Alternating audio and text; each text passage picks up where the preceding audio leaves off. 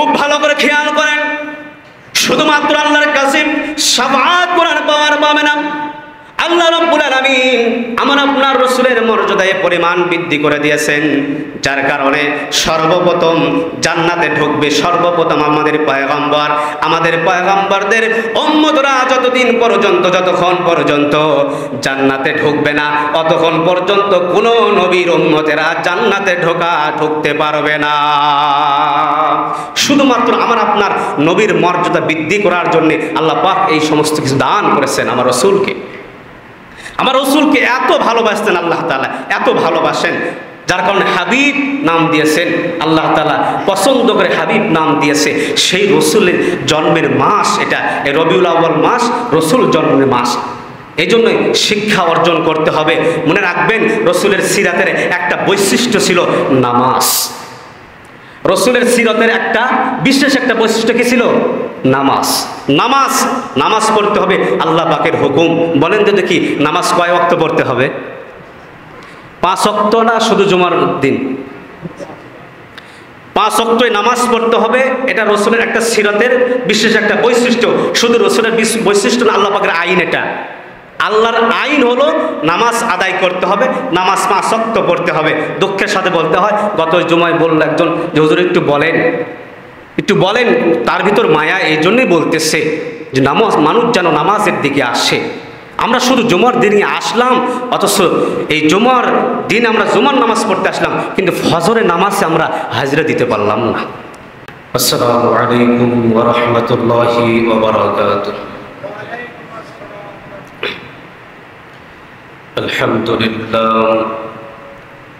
আলহামদুলিল্লাহ নাহমাদুহু ওয়া নাস্তাঈনুহু ওয়া নাস্তাগফিরুহু ওয়া নু'মিনু বিহি ওয়া নাতাওয়াক্কালু আলাইহি ওয়া না'উযু বিল্লাহি মিন শুরুরি আনফুসিনা ওয়া মিন সাইয়্যাতি আ'মালিনা। من يهده الله فلا مضل له ومن يضلله فلا هادي له ونشهد أن لا إله إلا الله وحده لا شريك له ونشهد أن سيدنا ومولانا محمدا عبده ورسوله الذي أرسله بالحق بشيرا ونذيرا وداعيا إلى الله بإذنه وسراجا وقمرا منيرا. أما بعد فأعوذ بالله من الشيطان الرجيم. بسم الله الرحمن الرحيم. ورفعنا لك ذكرك. وقال النبي صلى الله عليه وسلم من أحب سنتي فقد أحبني ومن أحبني كان معي في الجنة أو كما قال عليه الصلاة والسلام. সবাই মহব্বতে দরুদ ইব্রাহিম পড়ি।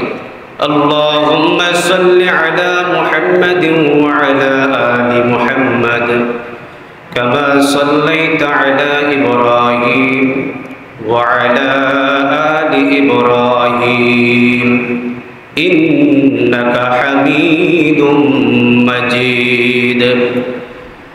اللهم بارك على محمد وعلى آل محمد كما باركت على إبراهيم وعلى آل إبراهيم إنك حميد مجيد. আলহামদুলিল্লাহ, আল্লাহ পাকের দরবারে লাখো কোটি শুকর সুজুদ যে আল্লাহ তাআলা আমাদেরকে দুনিয়ার সমস্ত কাজকর্ম থেকে ফারেক করিয়া আল্লাহ পাকের ডাকে সাড়া দিয়ে কেবলমাত্র শুধুমাত্র তার ইবাদতের লক্ষ্যে মসজিদে আসবার বসবার মতন তৌফিক দান করেছেন। সে আল্লাহ পাকের দরবারে শুকর আদায় করি আলহামদুলিল্লাহ। বিশ্ব নবীর প্রতি দরুদ ও সালাম মুখ ভরে অন্তরের অন্তরস্থল থেকে আদায় করি সাল্লাল্লাহু আলাইহি ওয়াসাল্লাম। সকলে জোরে বলেন সাল্লাল্লাহু আলাইহি ওয়াসাল্লাম। সম্মানিত হাজিরিন, রবিউল আউয়াল মাস বিশ্ব নবীজির আগমনের মাস। এই জন্যে এই মাস পুরোটাই নবীজির মর্যাদা, সেই সাথে নবীজির সিরাত সুন্নাত নিয়ে আলোচনা করাটাই সবচাইতে বেশিরভাগ আমি ওটাই মনে করতেছি। তো আমরা সময় লস করব না, কারণ অল্প সময় ডাইরেক্ট ভূমিকা ছাড়াই কথার ভিতরে ঢুকে যাব, কারণ বিভিন্ন কথাবার্তা বললে দেখা যায় যে আসল কথার দিকে যাওয়াই যায় না, তার আগেই সময় চলে যায়। তো যেহেতু রসুলের আগমনের মাস এটা রবিউল আউয়াল মাস, সেই রসুলের মর্যাদা সম্বন্ধে অল্প সময় কিছু দামি দামি কথা বলার চেষ্টা করব। আল্লাহ তাআলার কাছে দোয়া করেন রব্বুল আলামিন যেন আমাকে আমার জবান দিয়ে তার হাবিবের কথা বলার মতন তৌফিক দান করেন, বলেন আল্লাহুম্মা আমিন। হযরত আদম আলাইহিস সালাতু ওয়াস সালামকে তখন দুনিয়াতে প্রেরণ করলেন। হযরত আদম আলাইহিস সালাতু ওয়াস সালামকে যখন সৃষ্টি করলেন, তার বডি যখন বানানো শেষ করলেন, এরপরে আল্লাহ পাক সর্বপ্রথম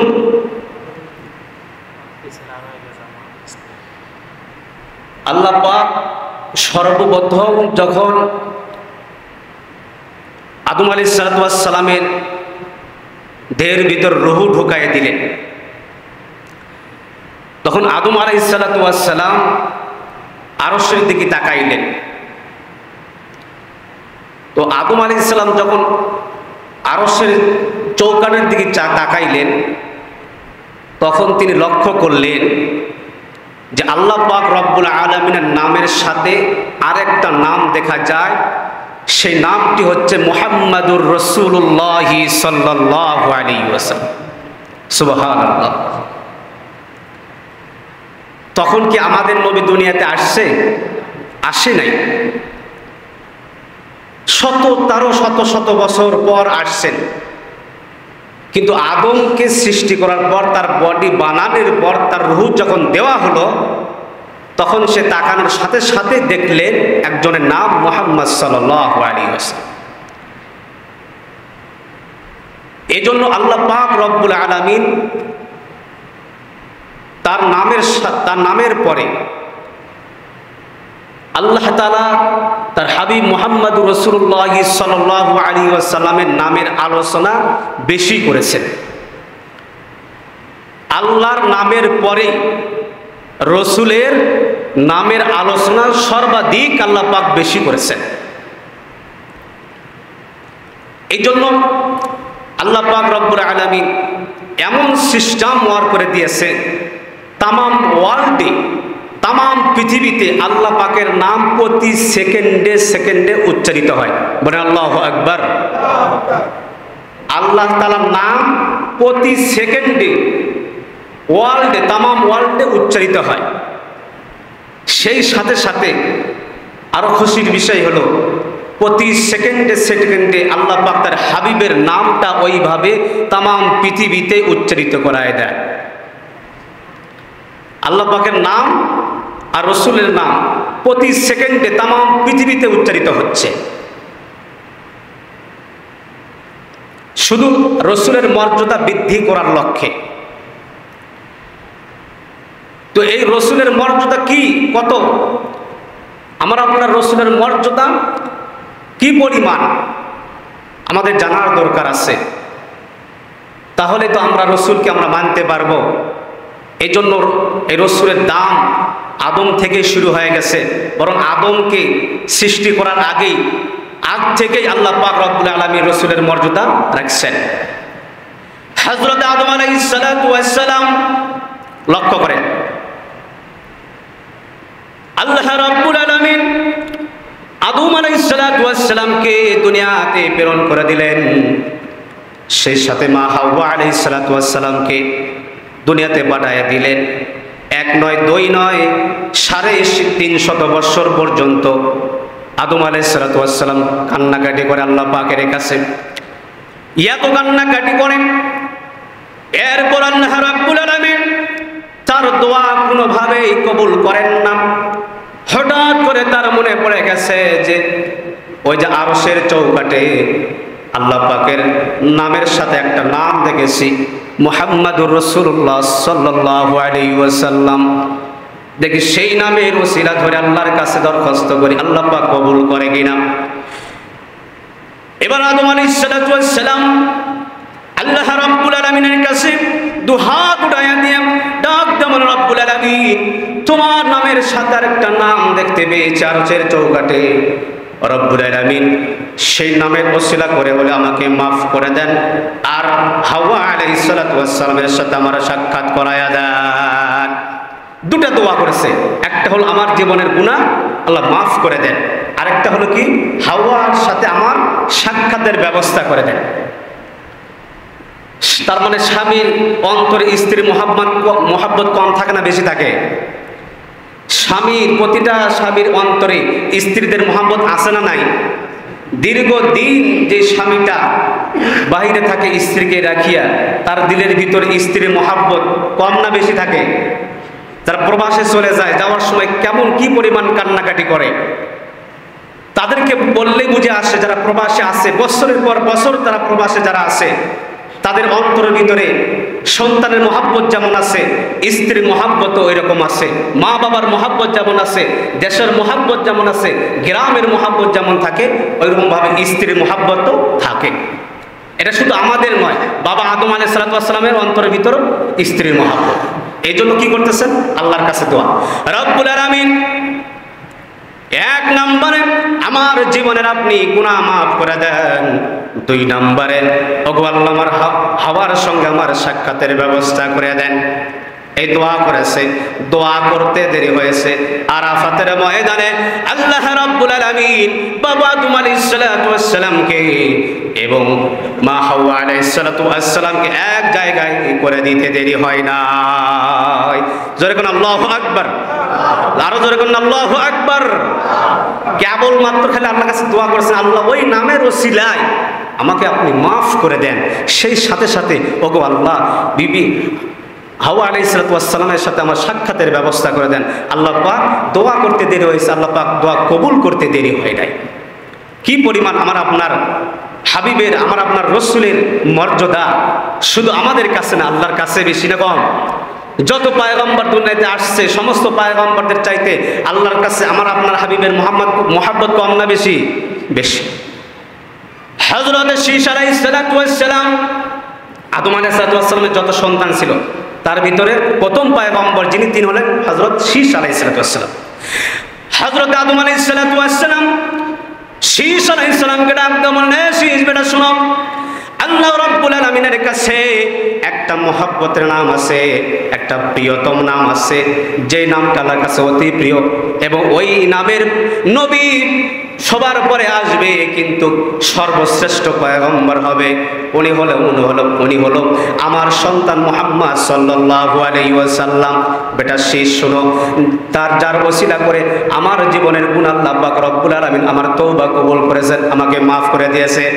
এ বেটা শোনো, তুমি যখন আল্লাহর কাছে কোনো দোয়া কবুল করাতে চাইবেন, তুমি যখন আল্লাহর কাছে যখন মাগফিরাত কামনা করবা, তখন ওই মুহাম্মদ নামের ওসিলা করে আল্লাহর কাছে দোয়া করবা।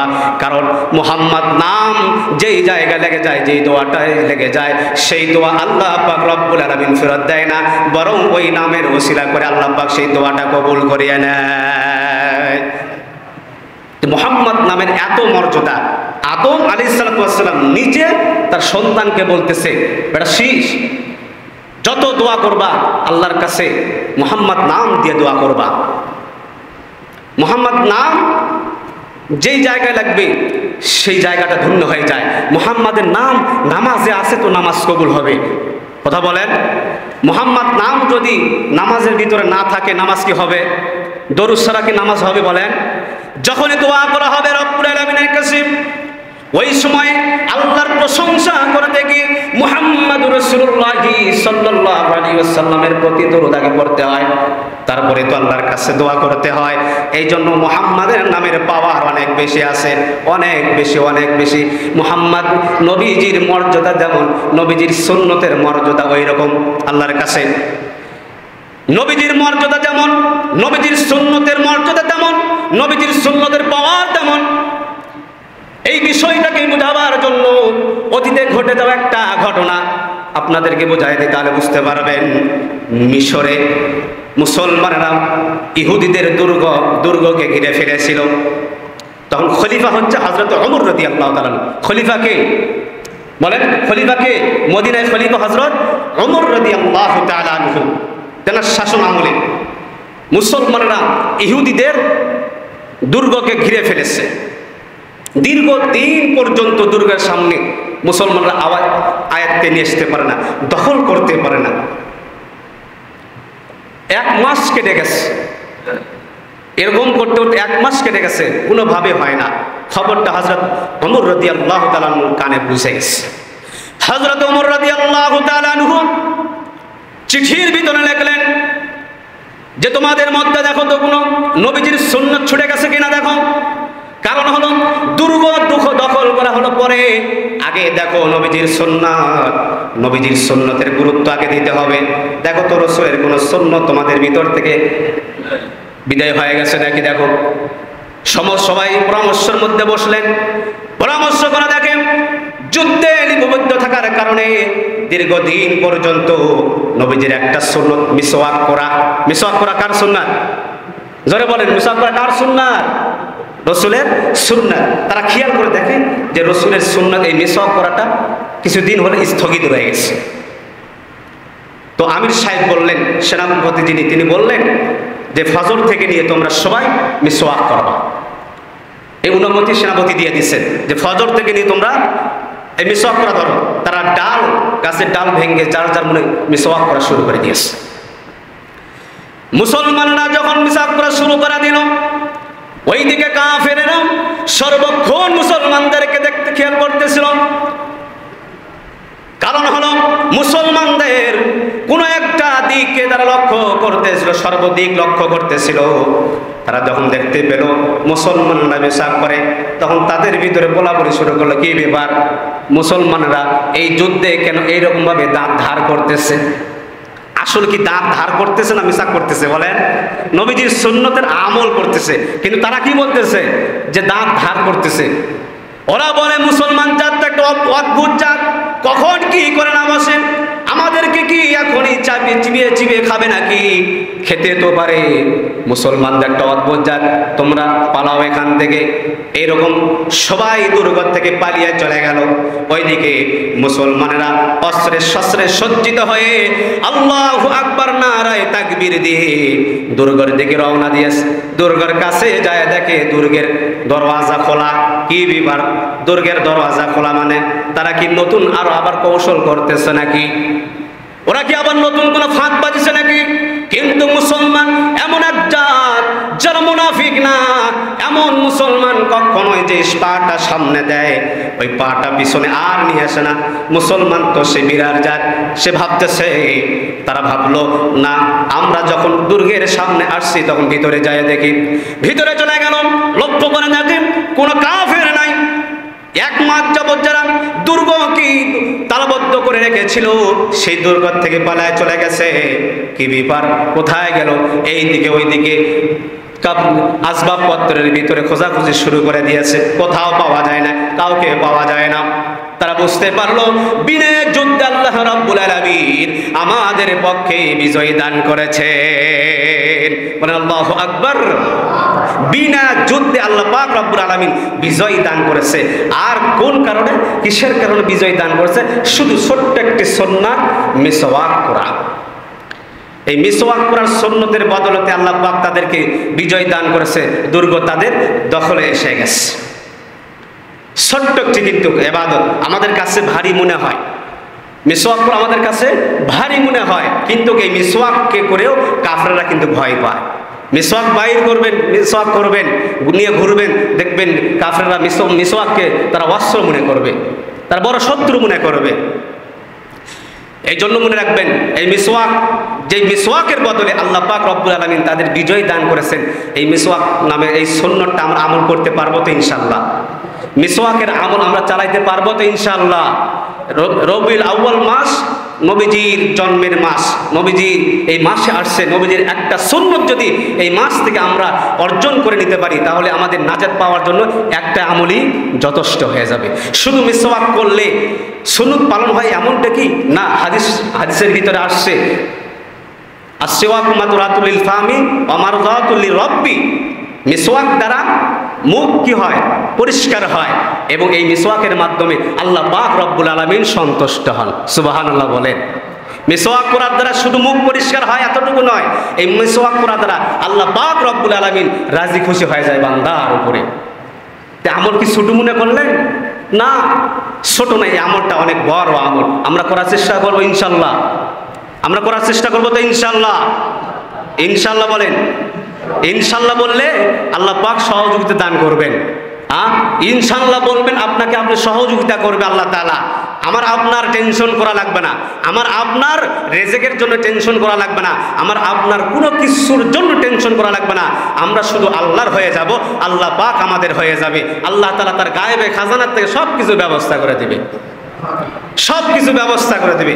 আজকে তাকায় দেখেন, বিশ্বের আনাচে কানাচে তাকায় দেখেন, যারা অনেক নিজেরা নিজেকে অনেক কিছুই মনে করত,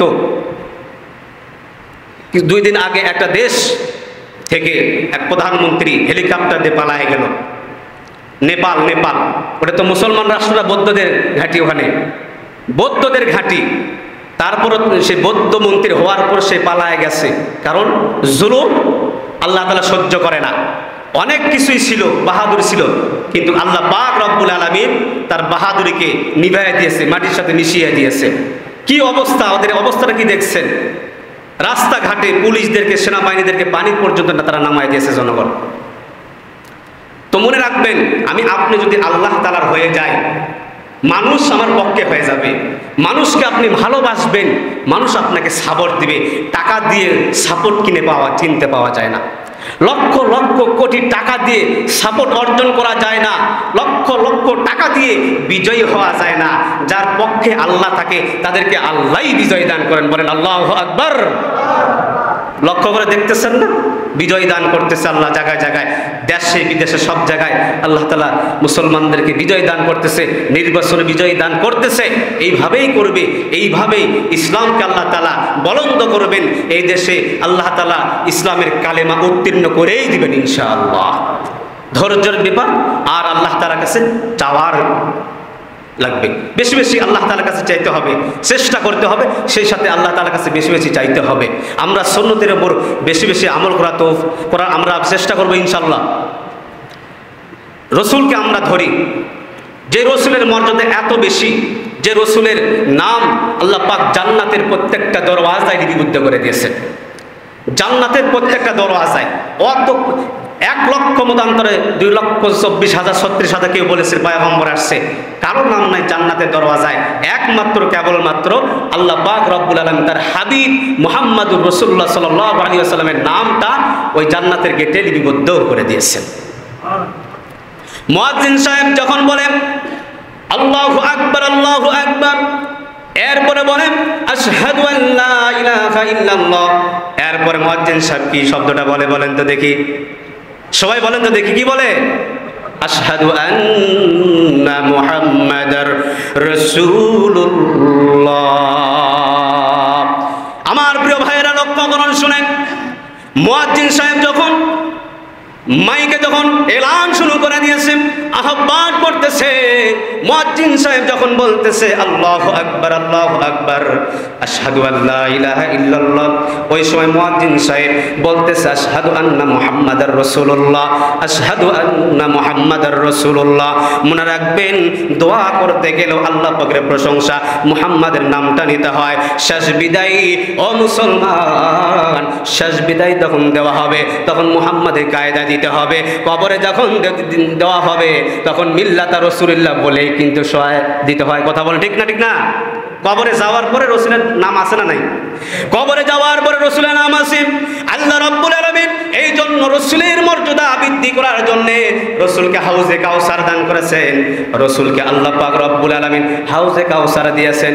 আল্লাহ পাক রব্বুল আলামিন রসুলকে এমন একটা হাউজে কাউসার দিয়েছে যে হাউজের কাউসার তামাম পৃথিবীর মানুষ প্রতিদিন, প্রতিনিয়ত, প্রতি বছর, প্রতি মাসে এবং কি কিয়ামতের আগ পর্যন্ত পান করতে থাকবে।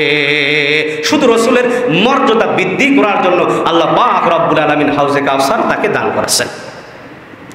হাউজের কাউসার রসুলকে দান করেছেন। আল্লাহ রাব্বুল আলামিন তার রসুলের মর্যাদা কি পরিমাণ বৃদ্ধি করেছেন শোনেন।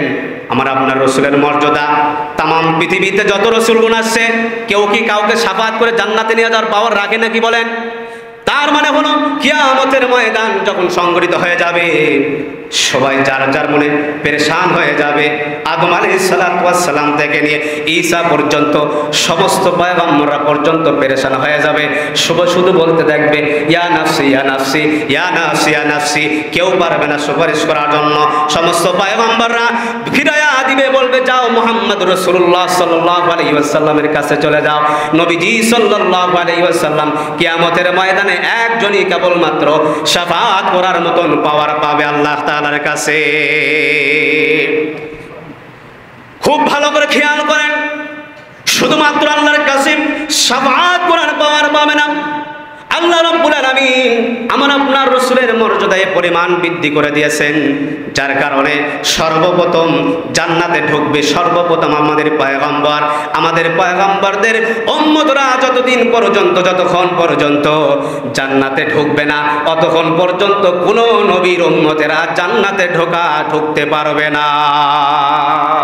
শুধুমাত্র আমার আপনার নবীর মর্যাদা বৃদ্ধি করার জন্য আল্লাহ পাক এই সমস্ত কিছু দান করেছেন। আমার রাসূলকে, আমার রাসূলকে এত ভালোবাসতেন আল্লাহ তাআলা, এত ভালোবাসেন, যার কারণে হাবিব নাম দিয়েছেন।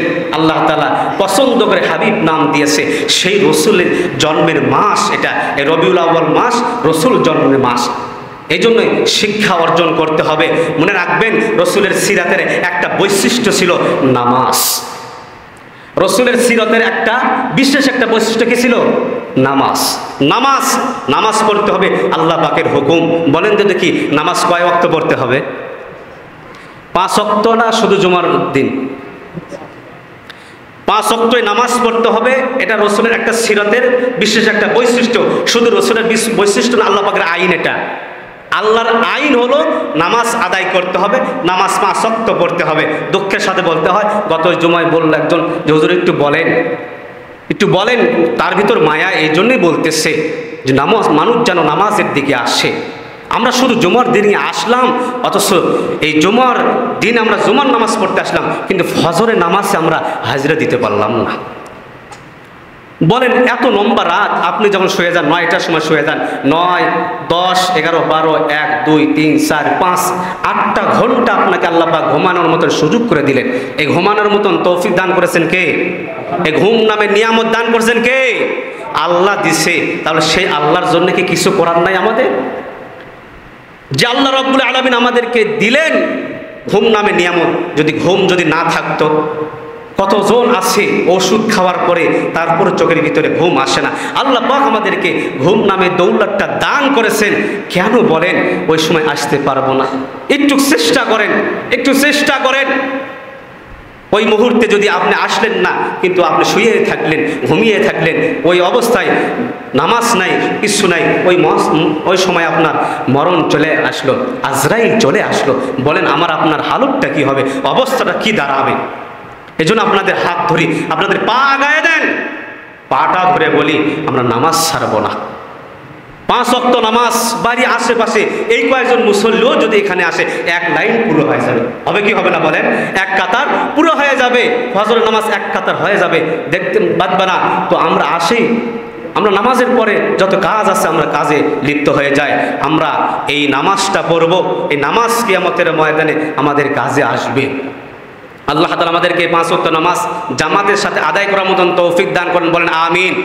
5 ওয়াক্ত নামাজ জামাতের সাথে আদায় করার মতন তৌফিক দান করেন, আমিন। বিশেষ করে ফজরের সময় একটু অলসতা ধরবে, শয়তান এসে সরে বসবে, শয়তান বাতাস করবে, শয়তান কম্বল উঠায় দিবে। এই যে শীতকাল আসতেছে না, শীতকাল আসতেছে, মুয়াজ্জিন এদিকে শুরু হয়ে যাবে আল্লাহু আকবার, ওইদিকে সে টানে দিয়ে মাথা ঝাঁবে আর ঘুমিয়ে পড়বে। সে মনে করবে যে এটা ঘুমের আজান, না এটা ঘুমের আজান না, এটা আল্লাহ পাক আপনাকে ডাকতেছে। আল্লাহ তাআলা আমাদেরকে রসুলের সিরাতের একটা বড় বৈশিষ্ট্য নামাজ, এই নামাজটা সঠিকভাবে 5 ওয়াক্ত জামাতের হোক, যদি কোনো কারণবশত বাড়ি থেকে আসতে পারে না, বাড়িতে হলেও আমরা আদায় করার চেষ্টা করবো ইনশাআল্লাহ। ওয়া আখির দাওয়ানা আলহামদুলিল্লাহি রাব্বিল আলামিন।